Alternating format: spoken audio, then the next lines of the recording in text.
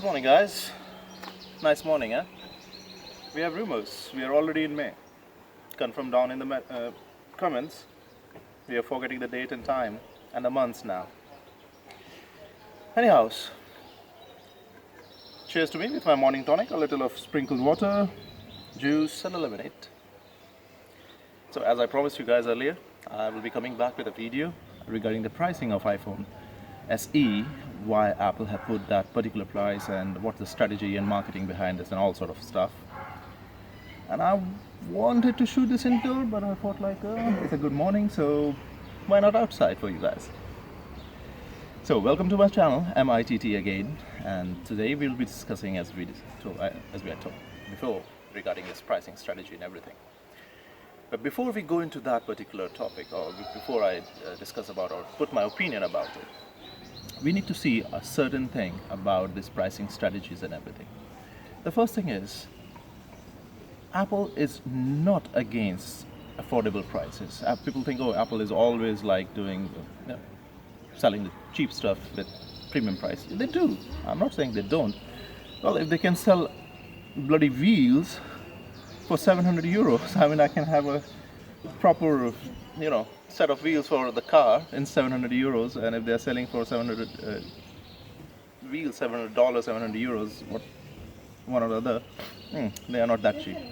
But iPhone SE, $399, there's a strategy behind this, and that you're going to see now.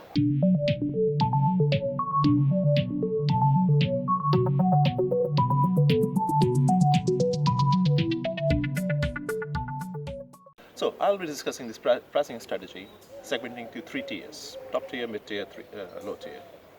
Where top tiers are like Europe, North America, Korea, Japan, Australia, New Zealand, where generally people have a higher purchasing capacity, in general speaking.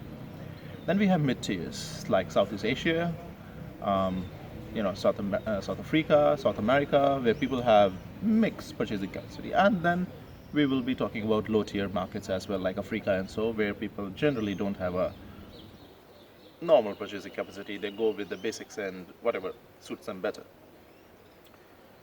So now you need to understand this thing, that every country, every section of the world, every continent have their own way of taxes and all. Every country have their own taxes, VAT and all sort of things. So iPhone SE costing X price in X country might be Y price in Y country.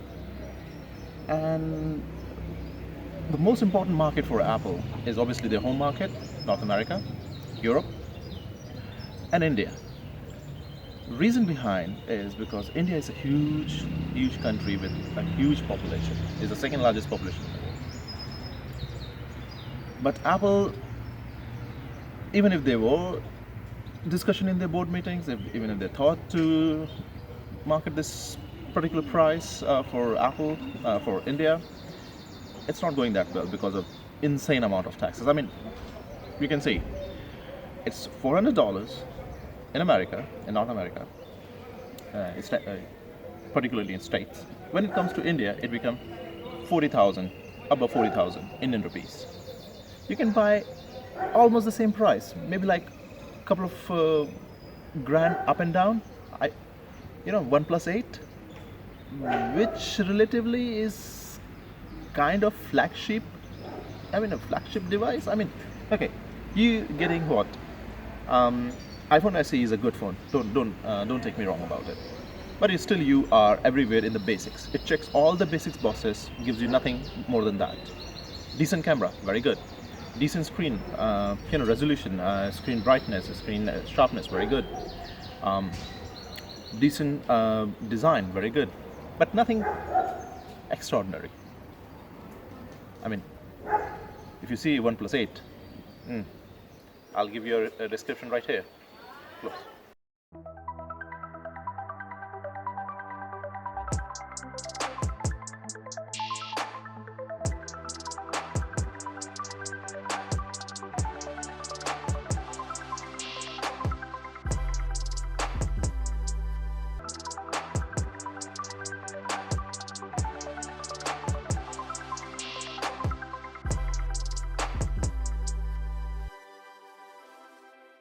So you saw all the specs OnePlus 8 have.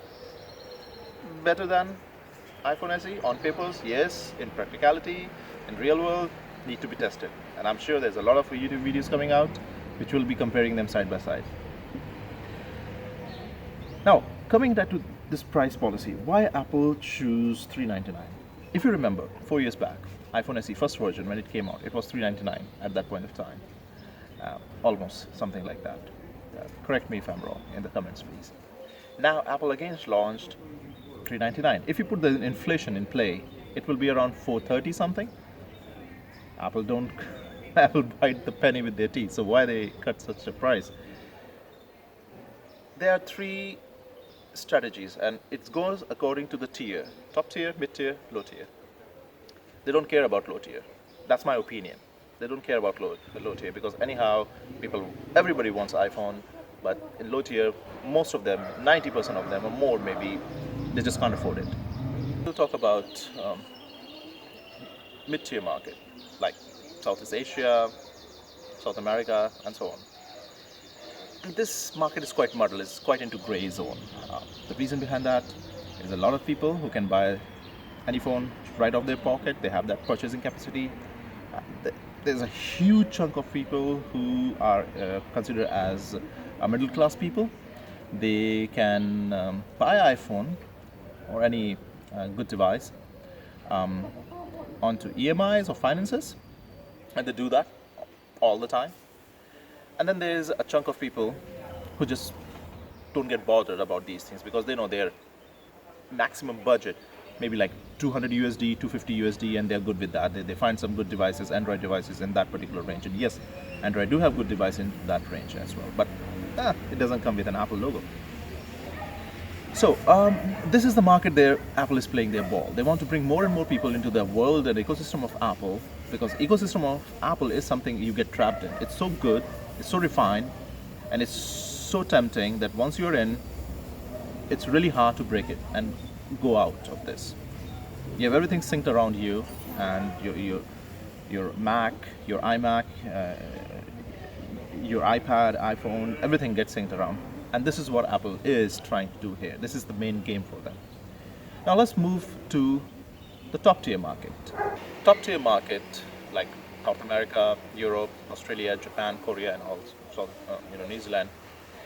This is a completely different market. Here, large chunk of people have purchasing capacity, and even not, they can easily buy these iPhones, good iPhones, and all sort of things in the market with different carriers and their offers like Vodafone, Verizon, AT&T, and all sort of things, Sprint.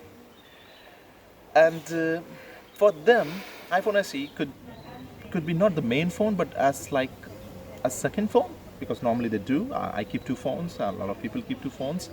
And what it's all about is that they already have a flagship phone, which they use. They have good cameras, good operating systems, good speed, and all sort of things. And this is a secondary phone. Just as a side hero. So these are the three different markets: top tier, mid tier, low tier. I talked about. Now, what is the Apple strategy? Marketing strategy is there with Apple. But before we talk about marketing strategy, we should know about one basic thing also, and that is the scenario: coronavirus. A lot of people lost their jobs, they're unemployed, they don't have money to do the basic thing, to buy the basic thing, let alone buying an iPhone on a premium price.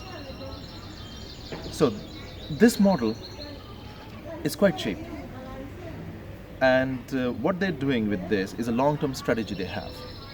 They're going to sell this phone for $399, $450, $550, whatever price people can afford accordingly. It's not going to get launched every year. Like last iPhone SE came 4 years ago, and the next phone is coming like after 4 years. The next phone might be after 3 or 4 years. So a lot of people bought iPhone SE, and a lot of people are going to buy iPhone SE. They will be changing down the line, and they will be buying iPhones after 2 years, 3 years, which will be 2 times, 3 times more costlier than what we have today. And that is the profit margin Apple is looking for. They're sacrificing the current market, and they're not even sacrificing, to be very frank. They know the scenario: people are not going to buy costly phones, so they are taking advantage of this particular market, and they are going to take advantage because of this scenario. They're going to take advantage in the future as well, because a lot of people will come to the Apple ecosystem and they will stay in the Apple ecosystem. So that was the one marketing strategy, and it all evolved due to this current scenario, what's going on around. Now, one thing I wanted to talk about, that how Apple was able to keep this price low. What they did, it's like a magic? No, it is not. Look at the design. It's an aged design. It's old, like it's coming from Flintstones or something like that. Though it's not that old, but yeah, that's how we say it. So all the production units are there for this particular design. It's easy for them to manufacture in high volume. It's easy for them to put it out in the market at a cheaper price, because they don't have to make much changes. They don't have to get new molds, new CNC machines, and a new production line, and everything is already going. It's an old device. They already have the machines and everything, and that's what they did. They used the old design. They used the old model. They brought in the market with a new power. So it's like you buy old Pontiac with a Ferrari engine. So putting an A13 Bionic chip into this particular form factor was a very wise decision they took, because they were able to keep the price low, and they were able to pack a powerhouse into that. Now, what I've observed with iPhone SE, that if you're your normal user, if you use it normally, the battery is quite decent. It can keep up with you for the whole day.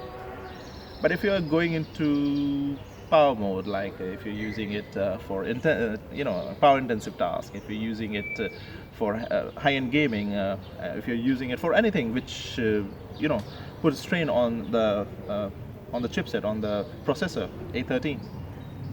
It's a very, very potent processor. It's one of the best processors in the market. It is the best processor in the market, and it drains the battery like anything. iPhone SE is good as your sidekick, as your side hero. Use it for basic tasks and everything, with an Apple logo slapped on the back. But nothing task intensive, nothing which strains your processor, because your battery is not going to hold up with that. It's a tiny battery, less than 2000 milliampere, and maybe like 3 hours, 4 hours at max, and then you'll be looking for your charger.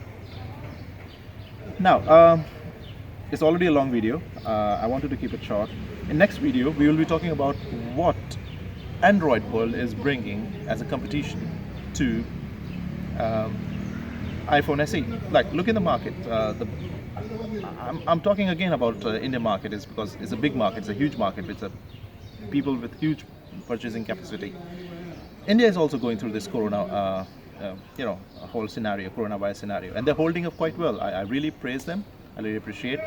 With the population of almost 1.4 billion people, there are so less cases. They have contained. The government have tried their best to work hard. I really applaud them for this. But at the same time, purchasing capacity is something got a hit. The whole economy got a hit. The whole world economy got a hit. So India is not an exception to that. So people will be thinking twice, and iPhone is good. I mean, it's an iPhone after all, with an Apple logo on the back. Who doesn't want it?